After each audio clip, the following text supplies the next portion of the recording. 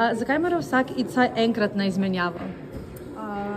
Gre za izkušnjo, ki te vrže malo ven iz cone udobja, hkrati pa v njej zelo zrasteš.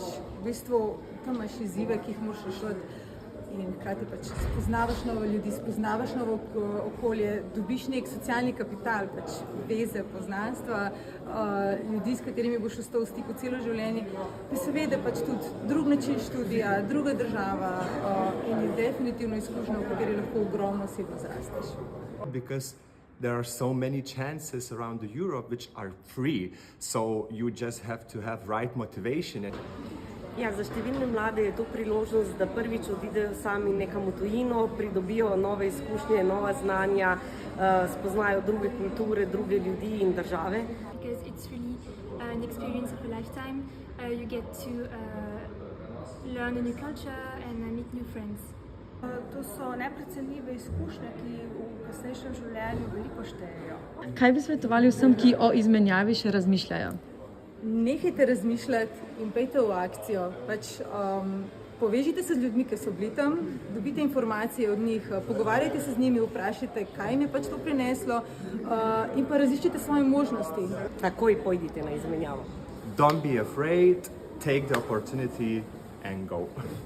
A poznate kakšne uporabne strani za vse, ki želijo iti na izmenjavo? Ja, za vse, ki želijo iti na izmenjavo, so na voljo številne uporabne strani. Zdaj za področje mladine in Evropske solidarnostne enote se največ informacij dobi na spletni strani naše nacionalne agencije Movita, tako da obiščite spletno stran Movita. Sicer pa za študijske stvari vemo, da obstaja tudi druga naša agencija in to je CME+. Lahko se obrnete na nas na javnem štipendijskem skladu, kjer imamo prav svetovanje v zvezi z izobraževanjem v tujini. Drugače pa pač CME+, ali pa pač googlajte izmenjava v tujini, CME+, bilaterale in boste lahko dobili res ogromno virov informacij, kjer boste pač lahko začeli nadaljnje raziskovanje.